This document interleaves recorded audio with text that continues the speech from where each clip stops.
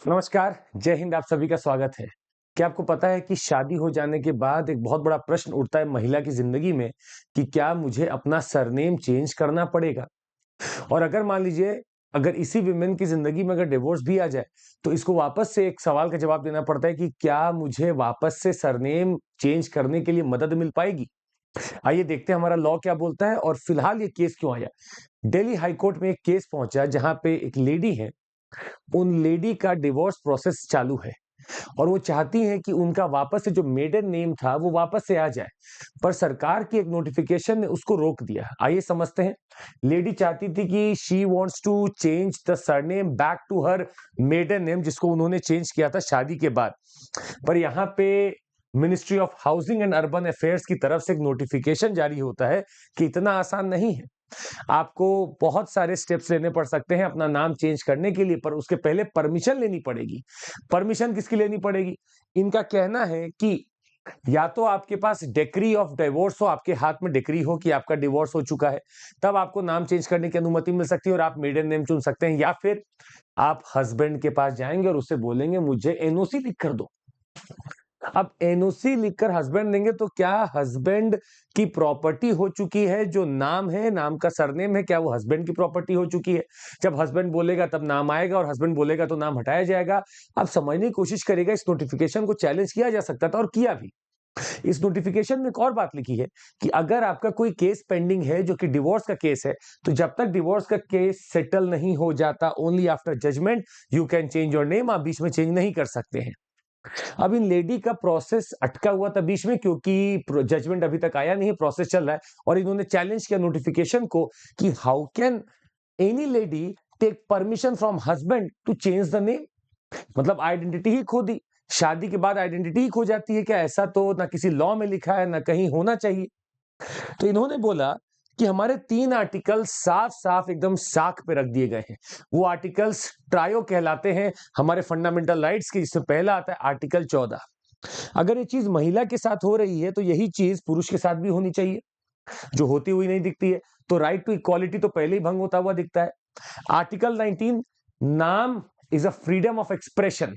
अब वो freedom of expression मैं अपने हिसाब से करना चाहूंगा, मैं किसी की परमिशन का आदी नहीं हूं, ना मुझे किसी की परमिशन चाहिए अपना नाम बदलने या चेंज करने के लिए। हाँ, सरकारी काम हम पूरा ठीक से करेंगे, वहां प्रोटोकॉल मेरा बनेगा, but I no need permission from the husband और the wife to change the name. और आर्टिकल 21, क्या यही डिग्निटी रह गई है कि I just go and ask the husband कि मुझे नाम चेंज करना है तो आप एनओसी दो, नो ऑब्जेक्शन सर्टिफिकेट दो? इसको चैलेंज किया गया और दिल्ली हाईकोर्ट भी चक्कर में पड़ी। बोली कि बात तो सही है कि डिस्क्रिमिनेशन होता हुआ दिख रहा है और आर्टिकल 14, 19 और 21 तीनों वो ट्रायो हैं, जिसमें से अगर थोड़ा सा भी कोई वायलेट हो जाए तो इस ऑर्डर को खारिज किया जा सकता है। और अभी फिलहाल 28 मार्च को इसका जजमेंट, देखते हैं क्या आता है। फिलहाल सरकार से जवाब मांगा गया कि आप बताइए क्या करना है इस केस में। अब आपको हम 2 चीज और बताना चाहेंगे। ऐसा नहीं है कि ये केस पहली बार आ रहा है, केस ऐसे आते रहते हैं। कुछ बार तो देखा जाता है एग्जामिनेशन के प्रोसेसेस में भी कुछ ऐसे केस बनते हैं जहां पे आपने क्लास 10 का अगर बोर्ड एग्जाम दिया या देने वाले होंगे, तो आपको पता चलेगा कि अगर आपने एक बार अपना नाम भर दिया है वर या अपना पेरेंट्स का नाम भर दिया, तो उसको चेंज कराते कराते शायद बाल सफेद हो जाए। यहाँ पे एक केस बड़ा इंपॉर्टेंट याद आता है, वो है जिज्ञा यादव वर्सेस सीबीएसई केस, जहां पे बहुत अच्छे से कोर्ट ने बोला कि an individual must be in complete control of her name. ये नेम उसके कंट्रोल में होगा जिसका नाम है, इसके कंट्रोल, इस पे कंट्रोल कोई और नहीं कर सकता। दूसरा बोला the law must enable her to retain as well as to exercise with complete profundity, with complete may be freely और complete with freedom for all times. बोला ये लॉ को इनेबल करना है कि वो अपने नाम को हमेशा अच्छे से यूज कर सके। तो कई बार जब ये सवाल उठता है कि क्या शादी के बाद नाम चेंज कर लेना अनिवार्य है, तो ऐसा बिल्कुल भी नहीं है। It is not a legal thing, it is upon choice and that must be remaining with the women that is going to change. ऐसे तो पुरुष के लिए भी आ सकता था, पुरुष को भी चेंज कर लेना चाहिए, कोई लॉ तो उस पर लिए पुरुष का मन है वो भी कर सकता है चेंज। पर यहाँ पे आपको एक प्रोसेस फॉलो करना पड़ेगा, नाम चेंज करने की एक प्रक्रिया है जो आपको फॉलो करनी पड़ेगी। और कई बार देखा जाता है कि अगर मान लीजिए अगर बेटा या बेटी चाहती है कि वो पिता या माता के नाम से थोड़ा भिन्न अपना नाम करे, तो वो भी किया जा सकता है। आपको बस एक जाके एनओसी जमा करनी पड़ती है और एक एफिडेविट बनाना होता है, जो फर्स्ट क्लास के मजिस्ट्रेट बनाते हैं। वो एफिडेविट ही काफ़ी है आपका नाम चेंज करने के लिए, आपको परमिशन की ज़रूरत नहीं है किसी भी घरवाले से। यही बात यहाँ पे भी होनी चाहिए थी कि अगर शादी हो गया तो इसका ये मतलब थोड़ी ना कि आप नाम पे प्रॉपर्टी बना लोगे अपनी, नाम पे पेटेंट कर लोगे अपना। I can change it at whatever times I want. It is upon my whims and my, I would say, whole choice. And even this was supported by Jigya Yadav case. तो article 14, 19, 21 का trial अगर भंग होगा तो ये होना ही होना है। बहुत छोटा सा मुद्दा था, उम्मीद है आपको समझ में आएगा। पर हम आपसे एक चीज और यहाँ बताना चाहते हैं। आपको पता है कटरीना कैफ जी का नाम पुराना क्या था?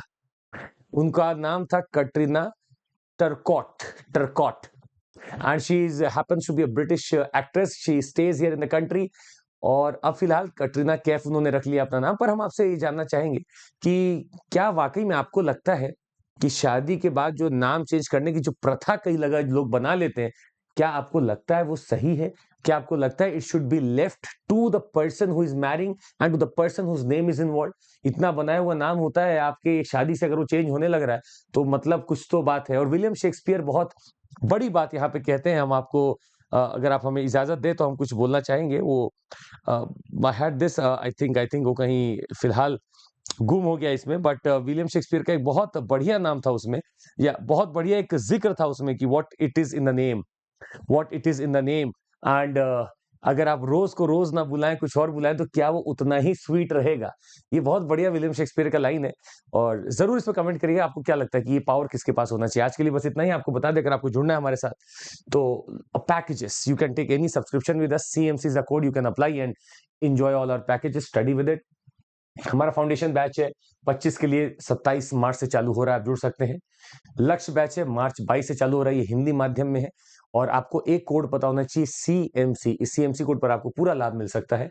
We have UCSC, the civil services championship, that will happen on 23rd of March 11 AM and 5 PM। आप जुड़ सकते हैं हमारे साथ उस टेस्ट में। टेस्ट देते रहिए, टेस्ट से पीछे मत भागिएगा। CMC कोड इस्तेमाल करके आप जुड़ जाइए वहां पे भी। और that would be all from my side. Thank you so much, take care, जय हिंद। और जरूर दूसरे लोगों तक पहुंचाइए इस चीज को कि क्या वाकई में नाम के ऊपर इतना जो चल रहा है वो इंडिपेंडेंस आपका होना चाहिए, किसी और का उस पर कमांड होना चाहिए? जरूर बताइएगा। Thank you so much, take care, जय हिंद।